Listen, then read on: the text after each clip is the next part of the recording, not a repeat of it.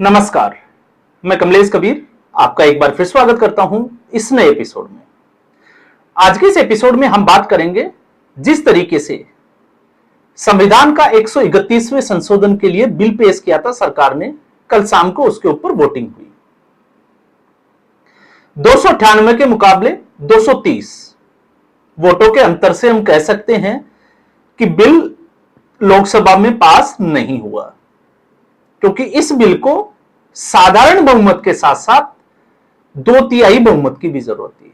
और जब 2/3 बहुमत को, तो भ्रम की स्थिति यह रहती है कि 543 सदस्यों में नहीं, सदन में उपस्थित सदस्यों की जो संख्या है उसका 2/3 बहुमत। अगर मान लो कि अगर 300 सदस्य सदन में उपस्थित होते तो फिर इसके लिए 200 लोगों की जरूरत होती है। लेकिन तमाम तरीके के प्रयासों के बावजूद प्रधानमंत्री नरेंद्र मोदी और अमित शाह दोनों ने जो है वो विपक्ष को और देश की जनता को भरोसे में लेने के लिए जो करना चाहिए था वो किया। बावजूद इसके विपक्ष जो है वो इस बिल पर सरकार के साथ नहीं आया, और यह सच्चाई है इस विपक्ष की, क्योंकि यह किसी भी मुद्दे पर सरकार के साथ खड़े हो ही नहीं सकते। ये इस विपक्ष की जो है वो एक सोच हो गई है, और यह सोच जो है वो राष्ट्र विरोध की, राष्ट्रहित की, बीजेपी के विरोध की नहीं है। यह जो नई सोच आई है वो है मोदी विरोध की, कि मोदी कुछ भी करेगा उसका विरोध करना है।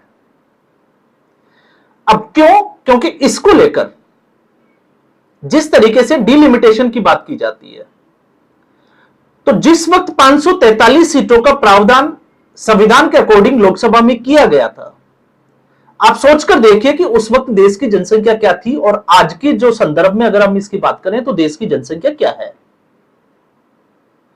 और जिस तरीके से संसद में जो आंकड़े रखे गए कि 127 लोकसभा सीटें ऐसी है जिसकी आबादी लगभग 45 लाख से ज्यादा है, तो आबादी के हिसाब से डिलिमिटेशन आज के समय में इस देश की जरूरत है। अब ऐसी स्थिति में दूसरा जो मामला था वो था महिला आरक्षण का। हमने पहले भी बात की थी, क्योंकि इससे पहले भी महिला आरक्षण को लेकर मांग उठी थी, लेकिन उस वक्त मुलायम सिंह यादव, लालू प्रसाद यादव ने इसका विरोध किया था। क्यों किया था?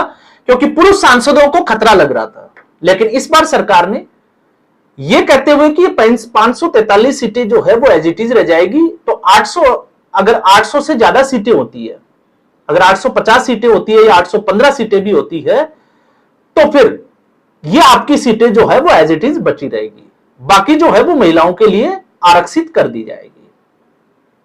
लेकिन विपक्ष जिस तरीके से तर्क दे रहा था, अब कुछ जो तर्क थे वो विपक्ष के भी सही थे, लेकिन फिर सवाल ये उठता है कि क्या इस बिल पर विपक्ष को साथ देना चाहिए था या फिर नहीं देना चाहिए था। और उससे बड़ी सवाल यह था कि भारतीय जनता पार्टी ने, जो कि तीसरे टर्म में खुद जो है वो बहुमत उसके पास नहीं है, तो ऐसी स्थिति में इतना बड़ा चांस क्यों लिया? क्योंकि कल से एक नैरेटिव बनाने का प्रयास किया जा रहा है कि नरेंद्र मोदी की हार हो गई, सदन के अंदर राहुल गांधी जीत गया। अब ऐसे में केरलम के विधानसभा के चुनाव परिणाम आएंगे, पुदुचेरी के चुनाव परिणाम आएंगे, असम के आएंगे, फिर पश्चिमी बंगाल के भी आएंगे और तमिलनाडु के भी आएंगे। तो जब इन राज्यों के चुनाव परिणाम आएंगे तब आप क्या कहोगे? यह एक बड़ा जो है वो एक अलग चीज होती है। अब ऐसी सूरत में यह मैंने क्यों कहा है, मैं उसकी भी बात करूंगा कि जो राहुल गांधी 95 चुनाव अपनी जिद की वजह से हार गया, उसके लिए एक जो है वो विपक्ष की तरफ से, एक जो मीडिया टूल किट है उसकी तरफ से इस तरीके का जो है वो माहौल बनाने का प्रयास किया जा रहा है, एक अलग लेवल का जो है वो आंकलन किया जा रहा है। अब आप सोचकर देखिए कि जो व्यक्ति 2001 से सत्ता की कुर्सी के ऊपर बैठा हो, पहले गुजरात का मुख्यमंत्री और फिर उसके बाद में इस देश का प्रधानमंत्री, और एक भी चुनाव नहीं हारा हो, उस व्यक्ति की रणनीति के ऊपर कोई सवाल खड़े करे या सवाल उठाए, तो उसके लिए आप क्या कहोगे? और यह मैं इसलिए कह रहा हूं, आप भूल जाइए भारतीय जनता पार्टी और कांग्रेस पार्टी, अमित शाह और प्रधानमंत्री नरेंद्र मोदी ने अगर इस बिल को पेश किया होगा तो कुछ तो प्लानिंग होगी। क्योंकि क्या उनको यह नहीं पता था कि उनके पास 2/3 बहुमत नहीं है? तो पता तो उनको भी था, इसीलिए लगातार वो विपक्ष को जो है वो क्रेडिट देने की बात कर रहे थे, क्रेडिट का ब्लैंक चेक देने की बात कर रहे थे। तो फिर आखिर ये बिल लाया क्यों गया?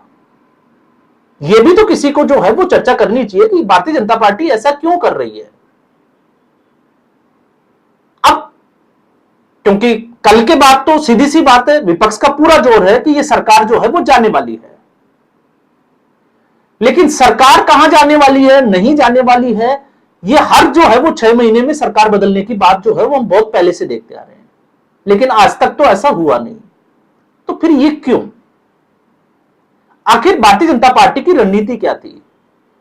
तो इस पूरे जो माहौल है, जो कल हुआ, उसमें कौन जीता और कौन हारा, इसका आकलन सिर्फ और सिर्फ इसी आधार पर होगा कि अब जो आगे आने वाले चुनाव है उसमें दोनों विपक्ष की और सत्ता पक्ष की रणनीति क्या होने वाली है। क्योंकि आज आपने देखा होगा विपक्ष की तरफ से प्रियंका गांधी वाड्रा ने कमान संभाली, प्रेस कॉन्फ्रेंस की और इसको अलग अलग तरीके से एसटी, एससी, ओबीसी महिलाओं के साथ जोड़ने की बात की। अब सवाल यह उठता है, मैं महिलाओं की बात नहीं कर रहा, क्या कांग्रेस पार्टी एससी और एसटी को जोड़ पाई? उदाहरण के लिए पंजाब में जब कैप्टन अमरिंदर सिंह को कांग्रेस पार्टी द्वारा हटाया गया या उन्होंने इस्तीफा दे दिया, उसके बाद में दलित कार्ड खेलने का प्रयास किया गया, चरणजीत सिंह चन्नी को मुख्यमंत्री बनाया गया, 2 सीटों से चुनाव लड़ाया गया और दोनों सीटें कांग्रेस पार्टी हार गई और सत्ता से बाहर भी हो गई। तो क्या कांग्रेस पार्टी भुना पाई उसको?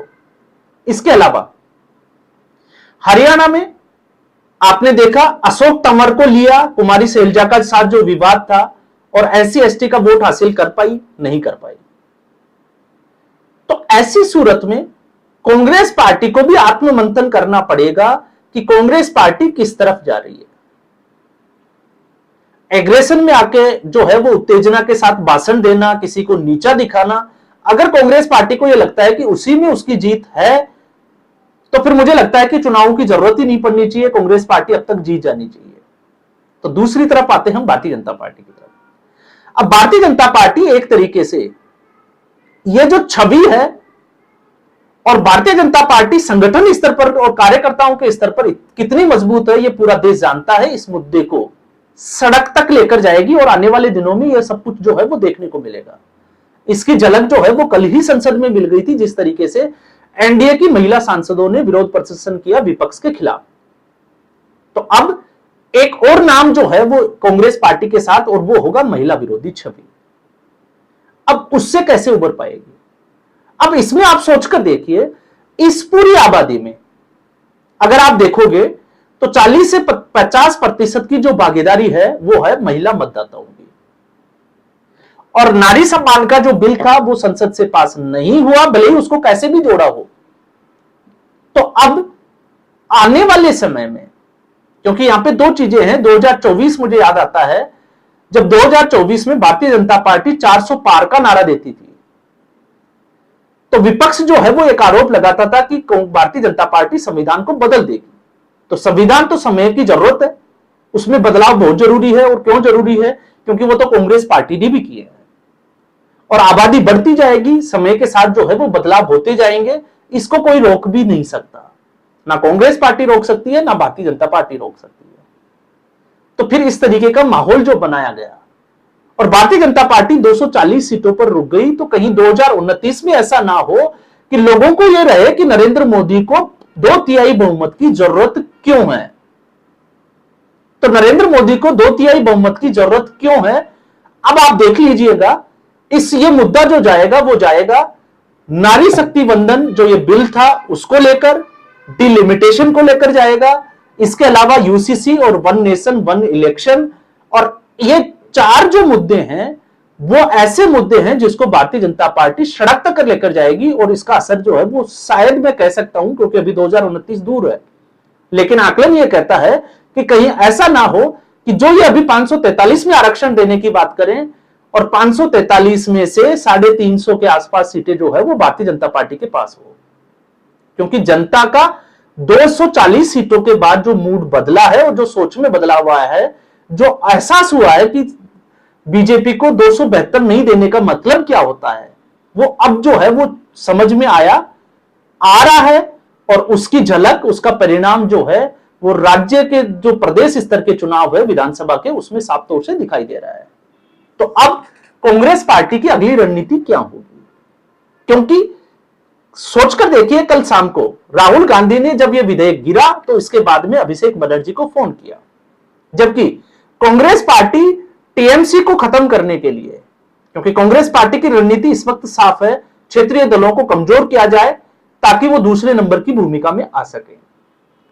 तो आप देखिए तेजस्वी यादव का क्या हाल हुआ। समाजवादी पार्टी उसी लाइन कतार में खड़ी है, जब इलेक्शन होंगे तब क्या रणनीति होगी आपको देखने को मिलेगा। और आप आ जाइए महाराष्ट्र में, एनसीपी और शिवसेना उद्धव गुट क्या हाल करके रख दिया। और अब जब हम ऐसी बात करते हैं तो आप सोचिए कि टीएमसी के खिलाफ सभी सीटों के ऊपर कांग्रेस पार्टी ने अपने उम्मीदवार दिए हैं, और फिर उसके बाद में राहुल गांधी रैली करते हैं, और रैली करके केरल में जो है वो पिनरई विजयन के खिलाफ जो है वो कुछ बोलते हैं, लेकिन इंडिया अलायंस के घटक दल है, और टीएमसी के खिलाफ जो है वो और बीजेपी के खिलाफ किस तरीके से जो है वो स्पीच देते हैं, लेकिन अभिषेक बनर्जी को धन्यवाद देते हैं। ये जो है वो बड़ी विचित्र सी स्थिति इस वक्त जो है वो इस अलायंस की बनी हुई है।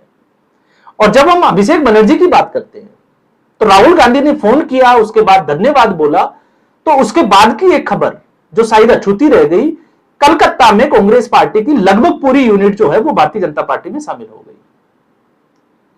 उस प्रदेश में, पश्चिम बंगाल में, जहां कांग्रेस पार्टी के पास कार्यकर्ता ही नहीं है और बचे कुचे कार्यकर्ता जो कोलकाता में था वो छोड़कर अगर भारतीय जनता पार्टी में शामिल हो जाता है, तो आप सोचिए कि इस बिल के गिरने का असर जो है वो कहां तक होगा और कितने दिनों तक होगा। तो कौन जीता कौन हारा, ये अगर आप मोदी के भरोसे देखते हो तो आपको 2029 तक जो है वो इसका इंतजार करना पड़ेगा। लेकिन अगर आप इसको राहुल गांधी की तरफ से देखते हो तो इस बिल की वजह से, और यह बिल इसीलिए लाया गया था विशेष सत्र, कि पूरे देश का ध्यान जो है वो इस बिल की तरफ जाए, पूरा देश जो है वो इस बिल को सुने। तो पूरे देश ने इस बिल को देखा भी, सुना भी, और एंड ऑफ द डे जो रिजल्ट था वो सबके सामने है। तो अब इससे क्या छवि बनी? विपक्ष चाहता तो इसके समर्थन में जो है वो वोट कर सकता था, और इस छवि को जो है, जो नैरेटिव बीजेपी, हालांकि मैं ये जरूर मानता हूं कि अगर ये बिल पास हो जाता तो भी बीजेपी को फायदा था, और नहीं हुआ तो मुझे लगता है कि उससे थोड़ा ज्यादा फायदा जो है वो बीजेपी को है, लेकिन दोनों स्थिति में बीजेपी का फायदा है। लेकिन विपक्ष ने उस नुकसान में भी ज्यादा नुकसान कर लिया इस बिल का समर्थन नहीं करके। अब चाहे विपक्ष जो है वो कितनी ही सफाई दे, लेकिन असर जो है वो इसका देखने को जरूर मिलेगा। तो आज के एपिसोड में आंकलन आपके सामने है, आप तय करें कि कौन जीता और कौन हारा, स्थिति कैसी है उसका भी आपको यह आंकलन करना है। तो इतना ही, उम्मीद करूंगा वीडियो एपिसोड आपको पसंद आया होगा। वीडियो को लाइक करें, शेयर करें, चैनल जरूर सब्सक्राइब करें। धन्यवाद।